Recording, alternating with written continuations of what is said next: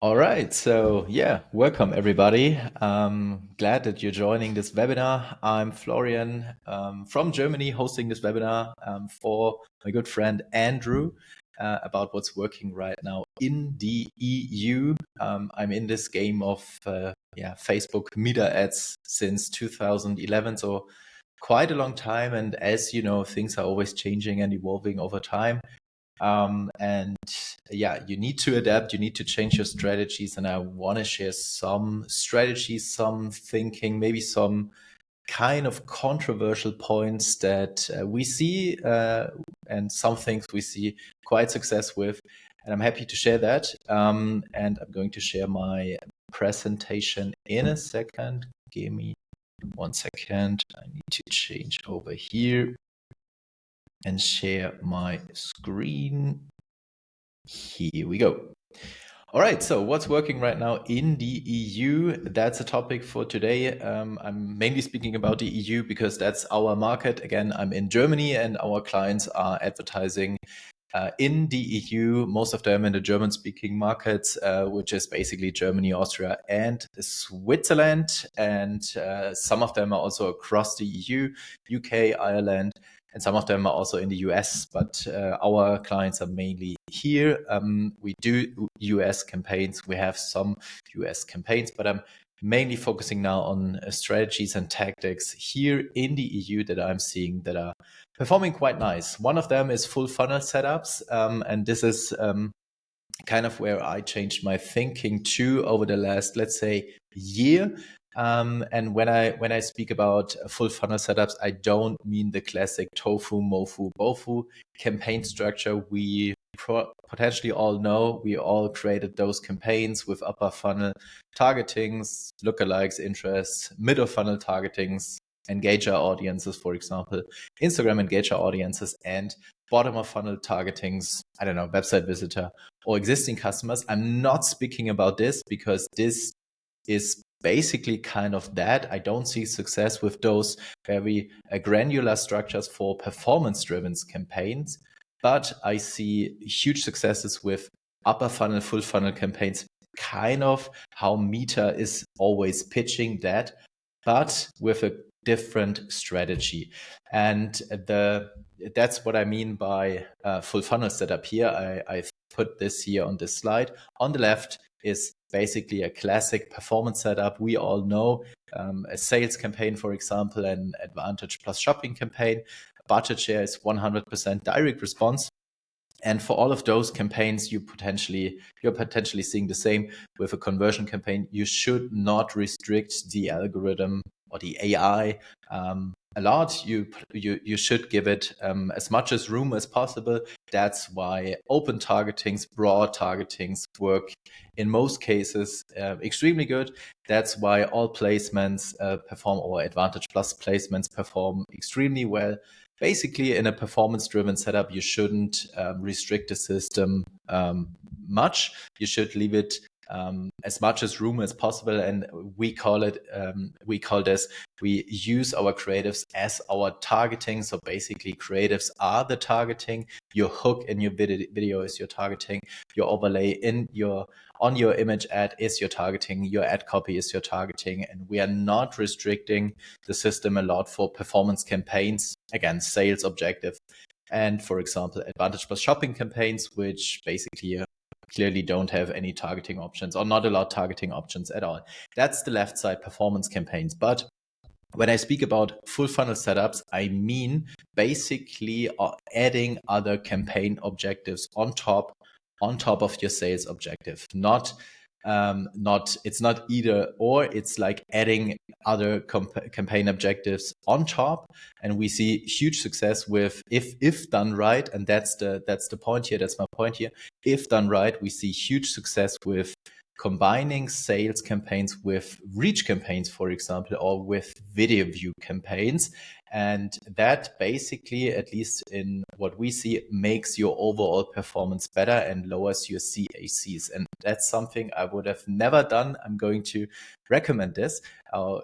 Last year or the year before, I had a different thinking, but After testing this over and over and over again in multiple accounts, I can really confirm that if done right, a reach campaign really helps to basically, what it does is it basically moves people from out of market into in market people.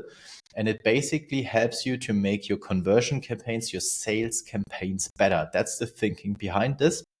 Because as you all know, campaign objective sales or conversion campaigns are always targeting people that are most likely to convert. And this is always a sub-segment of your overall target audience.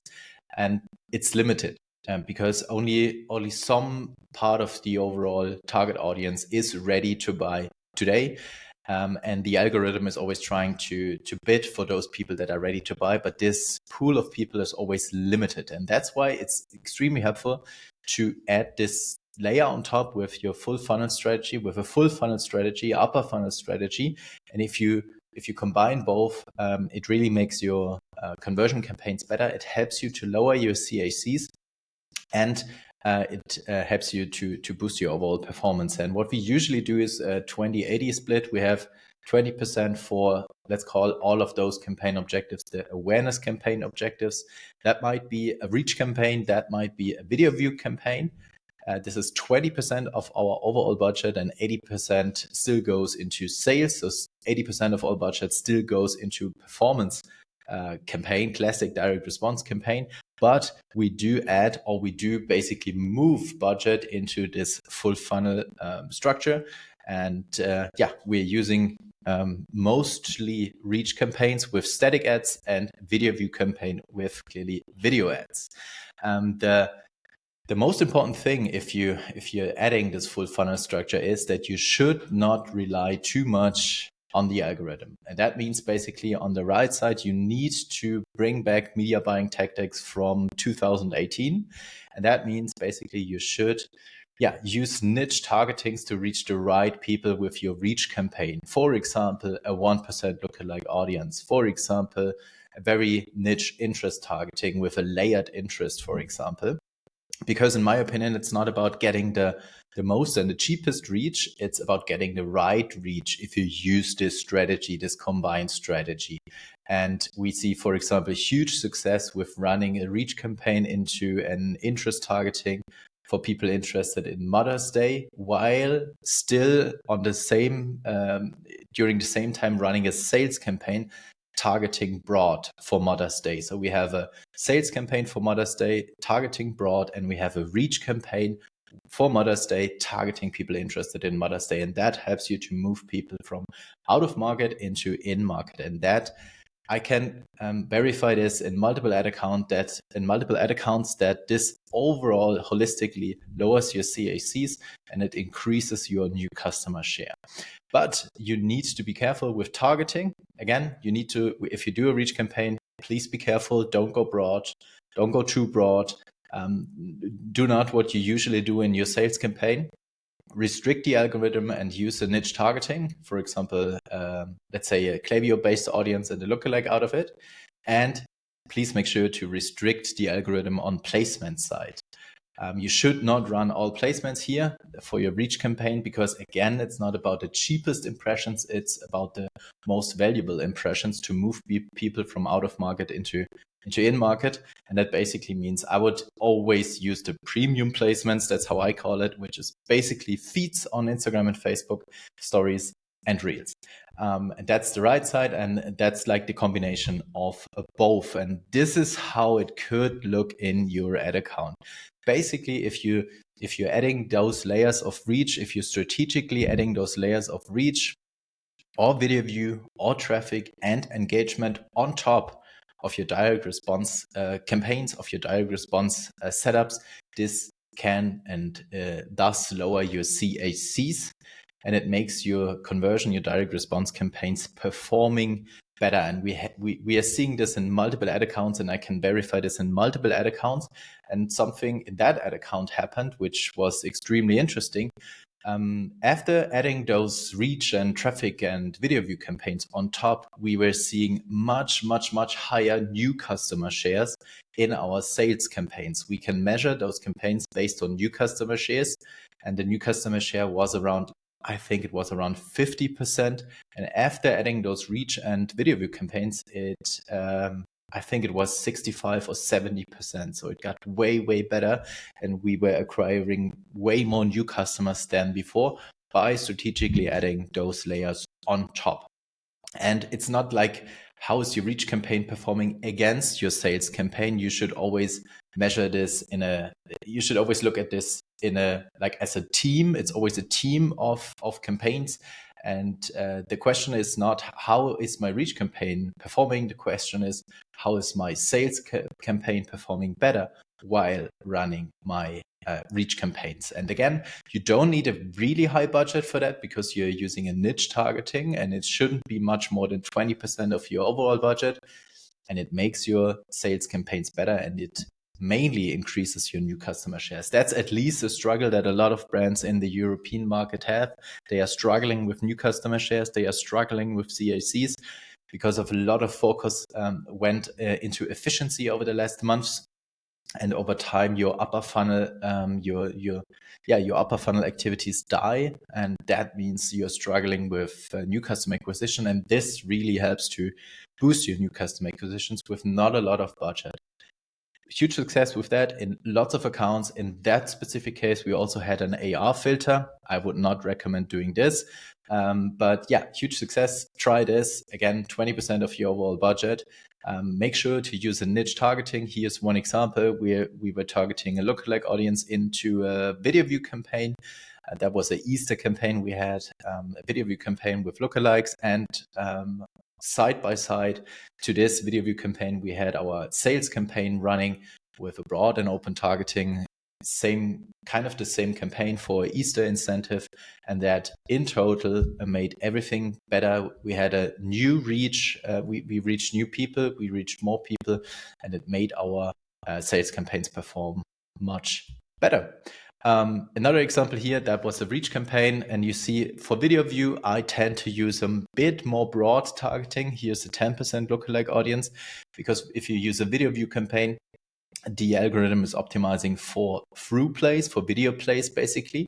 And if you optimize for, let's call this a better data signal, you could use a bit more broad targeting. And if I go just for reach, which basically means just for impressions, I would go as niche as possible, or more niche at least. And that's why this is a 5% lookalike audience. And as you can see, both are targeting only the premium placements, which I call them, which is feed, stories, and reels. So this is the full funnel setup. This is the first tip today. The second tip is, how do you optimize your ads on ad level, and why you maybe should not pause ads with a slow or a bad performance. That's something I introduced for my team last summer, and I thought a lot about this. And this is something I came up with after seeing changes in the ad account and then zooming out, basically, and ignoring what the ad account reports, what Meta is reporting. And this is something I came up with after just holistically looking at overall marketing efficiency ratio, mainly for new customers, so acquisition marketing efficiency ratio versus what is happening in the ad account. And that's when I basically realized that in some cases, it's extremely helpful to not pause ads, even if your ROAS is low in Ads Manager. And let me explain this a bit further. In my thinking, or what I see, is that after introducing Advantage Plus shopping campaigns, after changing the algorithm since iOS 14, after all of those changes, after introducing basically AI, that's at least how Meta is calling it, in Ads Manager, the creation of a funnel and this multi-stage approach is basically done by the AI, which basically means that this tofu, mofu, bofu structure, top of funnel, mid of funnel, bottom of funnel, this is basically done by AI. And I don't need to kind of guide the system in a way to tell the system, this creative, this ad is only for top of funnel. this creative is only for mid of funnel, and this creative, this ad is only for bottom of funnel, because that's what the system does automatically, at least from what I see and what I learned over the last months. And that basically means I don't need to restrict the system as much as I did in the past, maybe. But let's zoom out again and let's look at how customers behave and how customer journey looks like today, and how people are moving through different awareness stages. You are probably aware of the 5 levels of awareness framework, which basically means that people are always moving through different awareness stages, and that basically means the biggest audience in every market is always in the awareness stage of unaware. They don't know that they have a problem. They are not aware of a problem. That's always the biggest market, and then they are moving through different awareness stages. The next awareness stage then is problem aware or need aware, which basically means I know that I have a problem, but I haven't found a solution yet. The next stage is solution aware, and the last stage, or one of the last stages, is product aware. And that's basically what your ads on Instagram, your ads on Facebook need to do. You need to strategically move people through those different awareness stages. And in today's environment of mainly Instagram, but it's also on Facebook, in today's environment, the video placement or video as a ad creative type is one of the most important ad creatives to drive discovery, basically. A lot of people are watching hours of short form video, reels, on Facebook, on Instagram, wherever, TikTok clearly. They are watching those videos to discover new things. And that's where you need to be with your ads. And that's why it's extremely important to have those video layer in most of the cases on top. And if you think about how you discover new things, most of this discovery starts with a video first. And then let's look at this customer journey for that client of us, how people are moved through those different funnel stages. It's like frozen food you can buy. How do people move through those different stages? First, they see maybe a video on Facebook or on Instagram. They are unaware. They see this video. Maybe they don't interact with that. Maybe they click on the video. Maybe they just watch the first video. Then they see the second video. They are now in the awareness stage of problem or need aware. Maybe they click again on this ad. Maybe they check out your product detail page. Maybe they check out your landing page. Maybe they read reviews. Maybe they search on Google, but they don't buy yet. But they've seen your message. They've seen your video. And after some more days, maybe on day 3, they see your static ads. The first static ad on here, the third one, they see the static ad, they click again, but they still don't buy. And then boom, you have a static ad with reviews on it. They click on it and then they buy.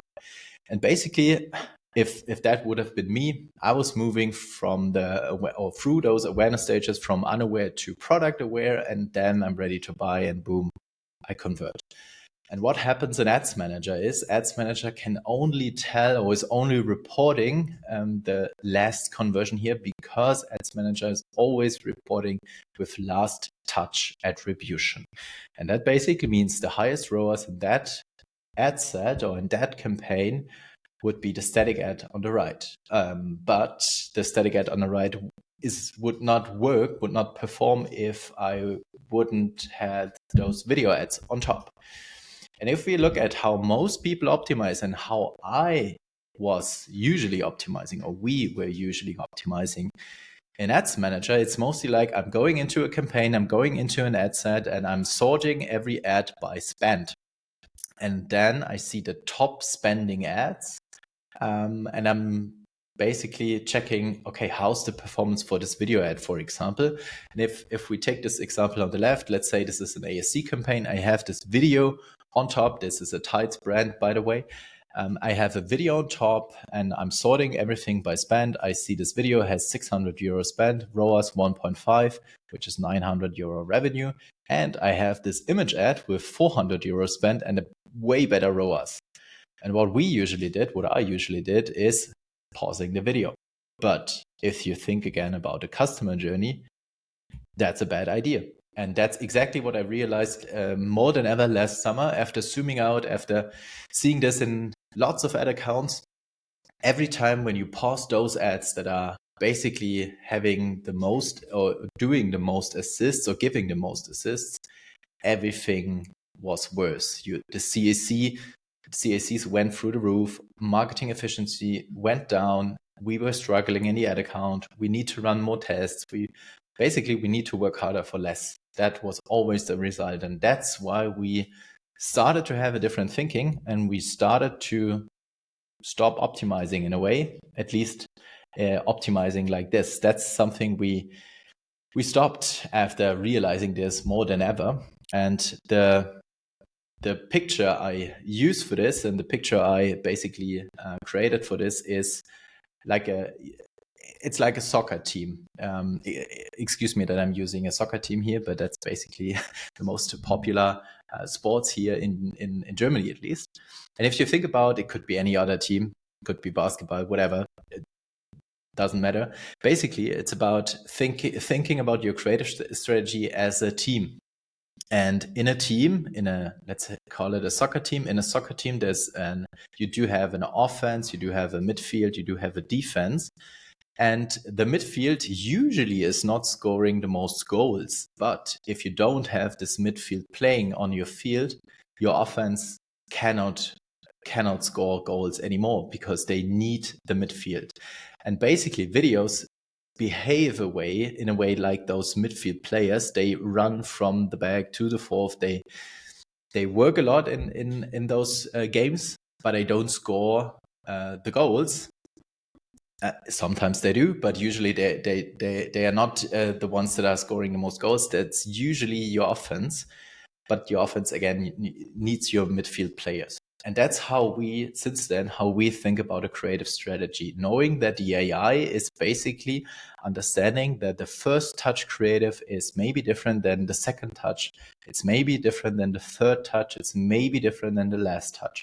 And it's dynamically, that's what I see at least. It's dynamically, the ads manager is dynamically creating a structure, a funnel structure, and is basically showing this video to person A, another video to person B as first touch, and then as a second or last touch, it's showing a static ad.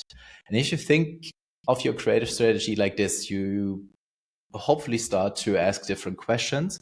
And we are always asked the question now, how can we, if we test different angles in the ad account, how can we make sure to cover every ad creative type for a specific angle? How can we create ad creatives for first touch, for underwear? How can we create some for problem aware? How can we create midfield offense players? Most of them are static ads. And how can we cover everything to make sure that the algorithm is basically helping us to move people through those awareness stages? And again, that results in less optimization in a way. That means basically we are not pausing the ads that are getting the highest spend. We always look at the team. This is also the breakdown effect. Maybe you're familiar with the breakdown effect. Meta is always using this. And that's basically the truth. And if you zoom out and if you look at your CACs and if you look at your overall marketing efficiency ratio, ROAS and Ads Manager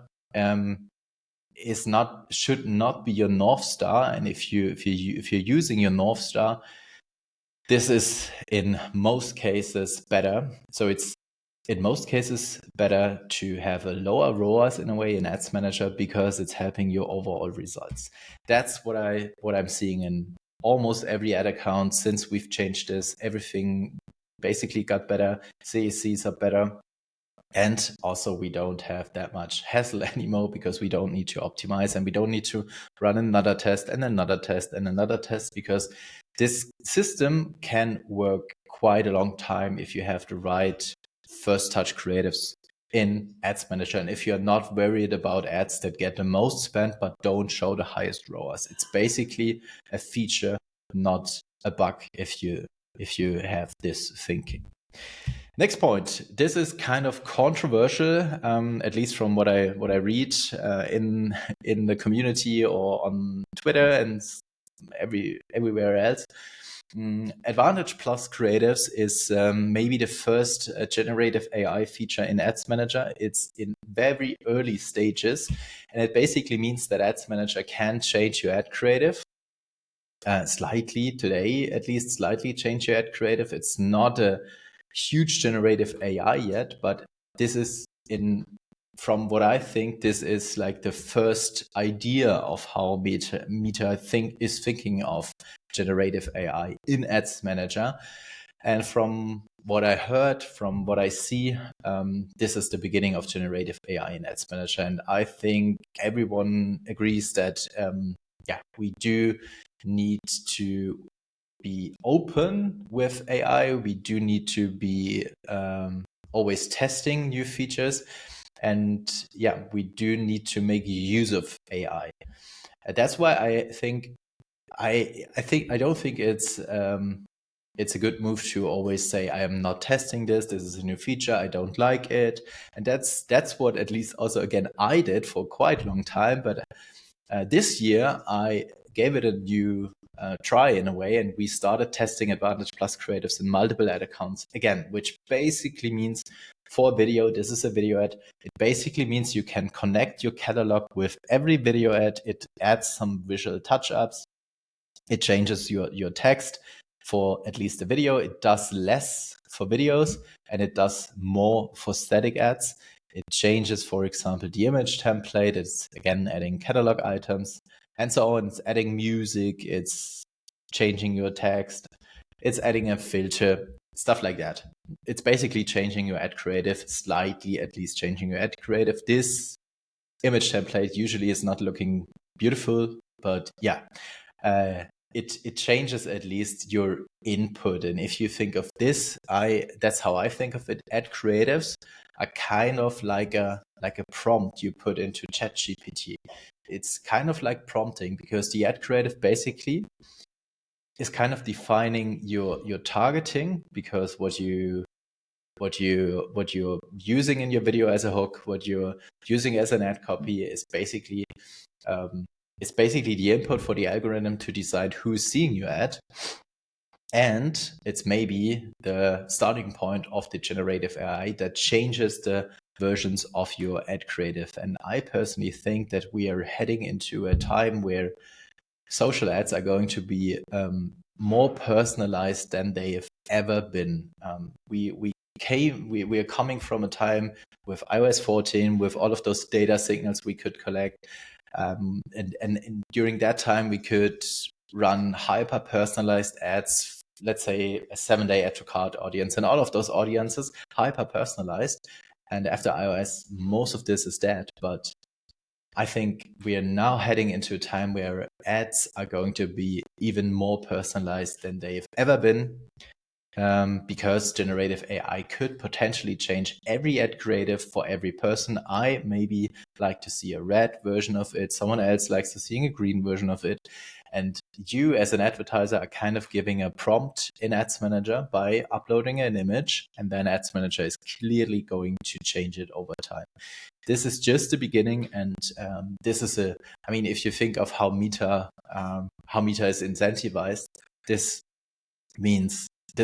basically means that they could bring even more advertisers on the platform, because it's even easier to create assets, and that's why they are heavily incentivized to put or to add generative AI in Ads Manager.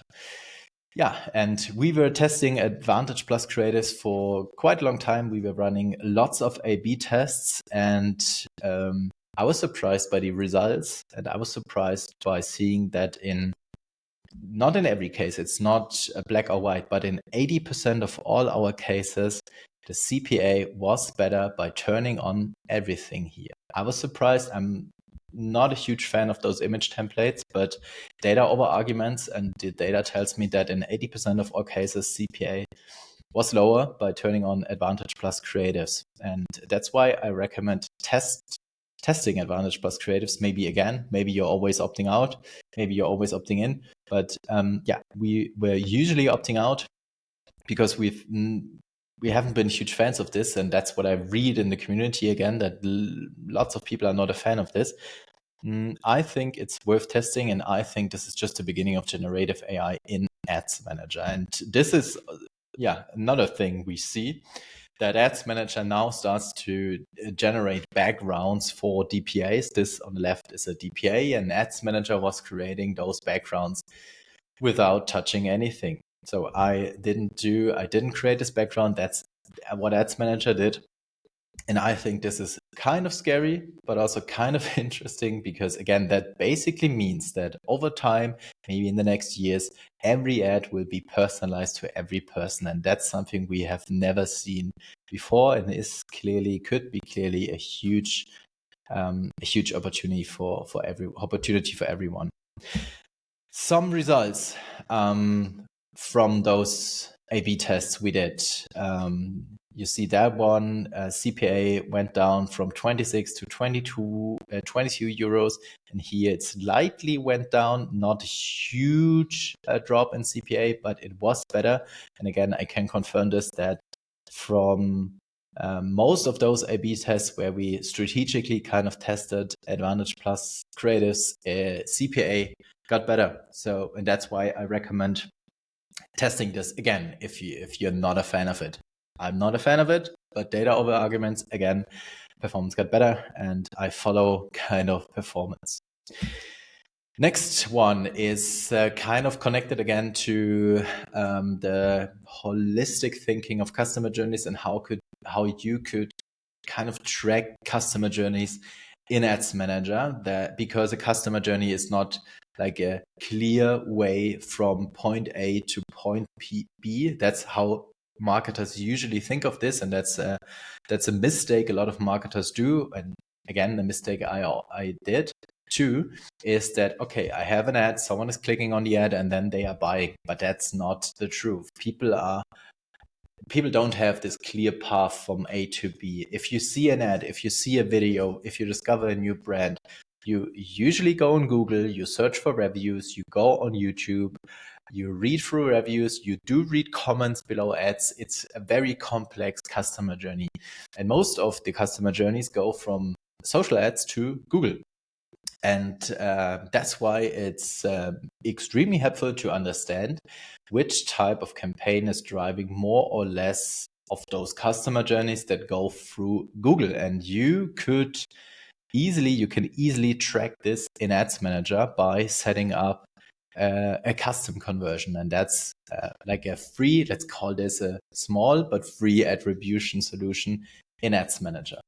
It's basically pretty easy to set this up. Go into Ads Manager, create a custom conversion, and then select as event all URL traffic. And then you basically just need to add one rule to this, which is referring domain contains Google. And that basically means that Meta tracking, your conversion API or your pixel or both, they are tracking conversions if someone is visiting your site and if the referring domain contains Google. And that basically means you can create this column in Ads Manager. Depends on how you name your custom conversion, but basically you can create a conversion in Ads Manager, and you can analyze these conversions as a column in Ads Manager, and it helps you to understand which of my ad creatives are driving more or less Google searches. And that, at least from what I see, helps you to understand which of my ad creators, which of my campaigns are driving new customer journeys, because it's usually very, very much connected that if someone is going through this journey of a Google search, this is usually a new customer. And again, a lot of brands are struggling with new customer acquisitions, at least in the EU. And by seeing this conversion in Ads Manager, it's helpful to understand which type of messaging is driving new customer journeys, which type of ad creative, ad type, which type of campaign, etc., is helping me to drive those journeys through Google. And what we see, what's super interesting, is that if you run partnership ads, branded content ads, basically that means you're running ads through a profile of an influencer. This, in most cases, is driving lots of Google searches, which kind of makes sense, because if you see an ad through influencers, it sparks your interests. You're in the discovery mode, kind of, you're in an unaware stage, and then you're searching on Google for this brand, and boom, you are a new customer. And that's why it's extremely helpful to see this in Ads Manager to understand. I mean, here's a huge difference in the cost per Google search. That's how I call it. This campaign has 11 euro cost per Google search. This campaign has 53 euros cost per Google search. And I would bet that if less Google searches happen, most of those 47 here have been existing customers, because if you are an existing customer of a brand, you're usually not going through Google. You're visiting the site through the ad or through a direct type in. And that's how it's connected. That's how I think of this. And that's why having this conversion, which is completely free in Ads Manager as a custom conversion, helps you to understand your holistic customer journey. Last point today from my side, we call this intraday scaling. And intraday scaling is like against theoretical best practices, kind of, because it's against learning phase and against the theory of how much budget can I add to an existing campaign versus do I need to be more defense? Can I only add 20% additional budget to an existing campaign? And intraday scaling is different.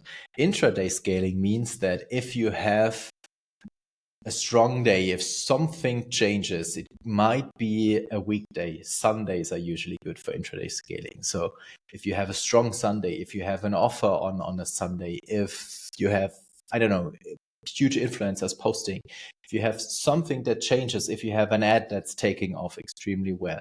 And if we see this, we usually use intraday scaling, and that basically means really, really aggressively ramping up spend, and really aggressively. That means if we have a baseline budget of 2K daily, we scale this up to 5, 6K, so 3 or 4x times the budget to serve like the wave of new customers that are coming in. And you can see this, for example, in your Shopify backend. If you're looking at this report of new versus existing customer revenue, and if you're seeing like, yeah, this is potentially going to be a big day, there's a huge spike of new customer revenue coming in, then this is a bit more, let's say, risky.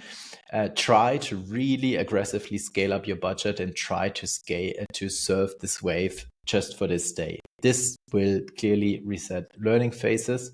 This is against theoretical best practices, but this always helps you to reach a new plateau in a way. And we are doing this over and over again by really aggressively scaling things up. If you have the visibility on data, and that means if you're looking at your Shopify backend and if you're seeing lots of new customer revenue coming in, for example, or if you're having a blended ROAS reporting, an hourly blended ROAS reporting, and if you see good results, then try to scale things up much more aggressively than you usually would do.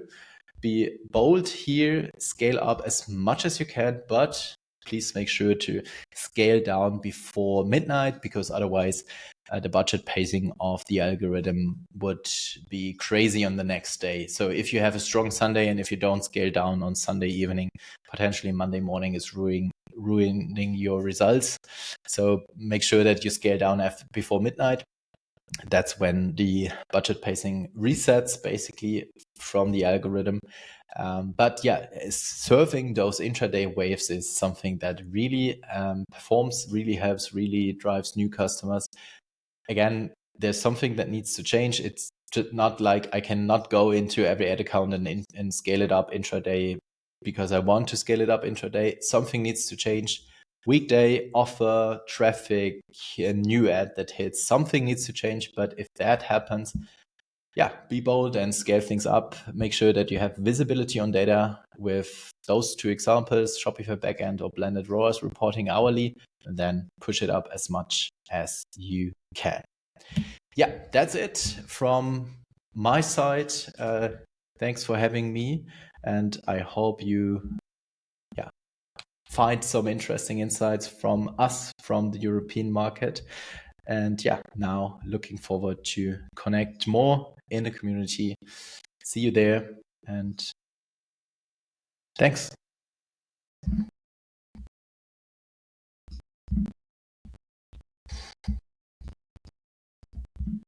Sure. Sorry. Yeah. Where do we start? Yeah, here. Okay. Hello. Jan is asking this question. Do you recommend dark posts or sponsored posts? I mean, it's what's the difference, right? It's basically the same. Every ad is always a dark post, and every ad is kind of a sponsored post. If you mean existing posts by sponsored posts, then I would say let's test both, because integrating existing posts, for example, existing Instagram posts in your strategy is something that we do in a lot of cases. And it depends on your post. If your post is for, let's say, if you have a post of your top seller product, and that's a post that works on a cold audience, it basically helps people to understand your product. It has like informations in it, then yeah, why not? I would always do both if possible. Recording, is provided. Another question from Jan. What is your audience for the last image ad viewers of the previous video? No, in that case, we are not narrowing down the audio, the targeting. And that's what I meant by the algorithm is smart enough, the AI is smart enough to understand which type of ad is a first touch creative and which type of ad is a second or last touch creative. Basically, you're just throwing in everything into an ASC campaign, and it basically does its magic. And you should looking at the team, at the overall performance of your team, and not over optimizing things on ad level. That's basically the goal here. Another question: if you can optimize by ROAS, how do you optimize hook rate, CTR, CPM? Yeah, basically we always try to have a North Star, and the North Star is always based on financial KPIs, and that means it's contribution or new customer contribution in most cases at least, and that basically means it's MER or AMER. That's the North Star. And then we try to understand, okay, if to hit this North Star, how should Ads Manager ROAS look like? And in most cases, it's lower than you think, because again, Ads Manager is reporting different, and it's not showing. If you look at the video and the static ad, it's always reporting in that customer journey that I showed you, that the image ad is outperforming the video. So Ads Manager is reporting differently. And if we have this North Star, let's say AMER or contribution margin, we then try to understand what's the baseline ROAS to hit this. And then we usually try to analyze the 4 different main metrics, which is basically how much do we pay for traffic, how expensive is this reach, CPM, CTR, CPC, conversion rate, AOV, and then for video, clearly hook rate, thumb stop rate, average watch time. Those are the most important metrics. Are we using external tools for attribution? Sometimes we do, but sometimes not. The most important external tool you should use, and the most important tool that defines your success, is basically your financial statement. And that means your North Star should be contribution margin. And if you set up a report that shows you your contribution margin for every day, your new customer contribution margin, that's the important part of it. This is your North Star. And then if you then try to understand over time to hit this North Star again, what type of ROAS do I need? This is in most cases enough and helps you to go far.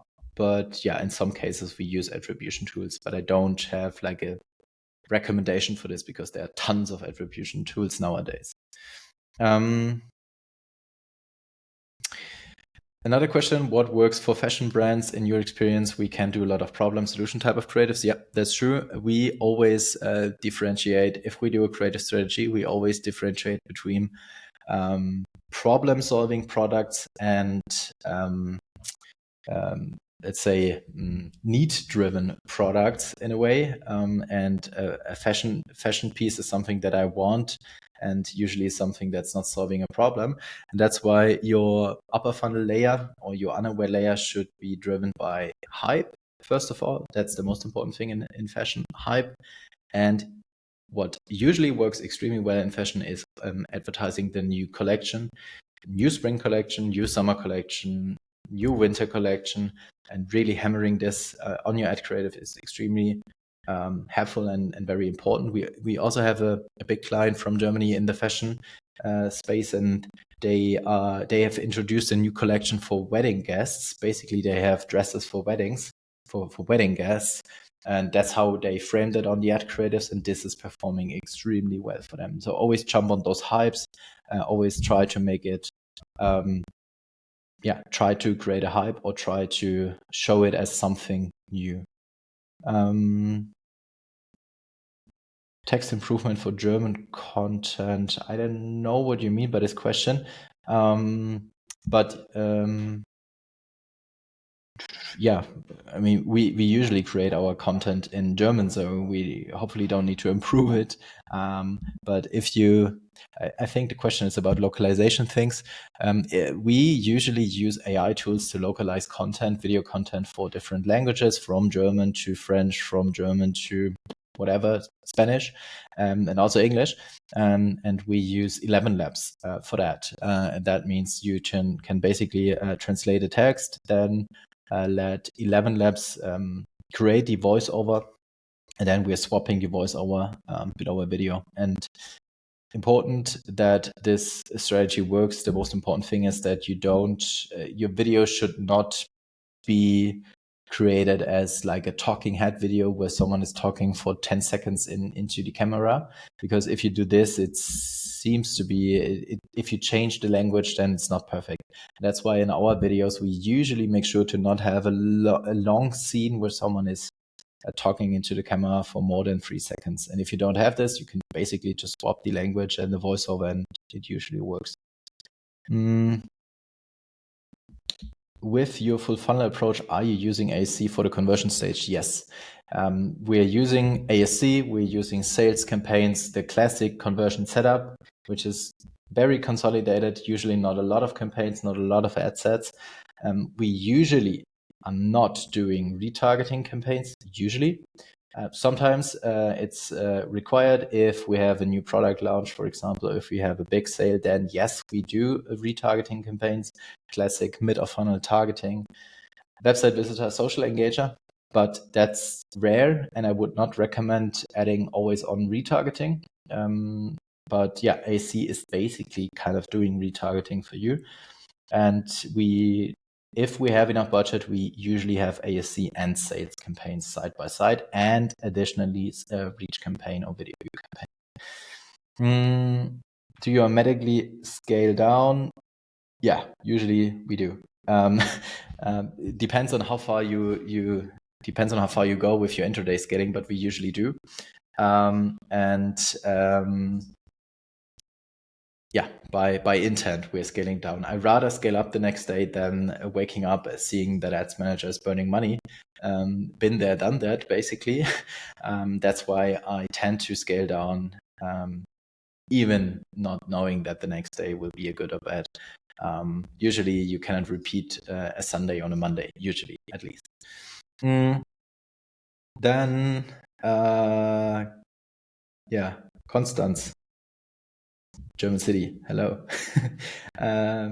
Text improvement. You mean Advantage Plus Creatives, you said. Yeah. We turned it on and we were seeing better results in our A/B tests. Again, I'm not a big fan of this text improvement feature because sometimes the ads do look quite ugly, to be honest. But if performance is better and if the brand is okay in doing this, not every brand wants to do this because it kind of looks ugly sometimes. But if the brand is okay, then I would recommend turning on every Advantage Plus Creative feature. If you, for example, want to do this A/B testing, I would recommend to turning on every feature because otherwise you cannot really measure the impact. Yeah, and that's why we turned it on. Again, not a huge fan of it, but I think it's important to stay ahead of the AI changes. And I personally think this, again, is the starting point of generative AI in Ads Manager. And that's why it's important, in my opinion, to test those features. All right. I think that's it. Shane, famous last words from your side.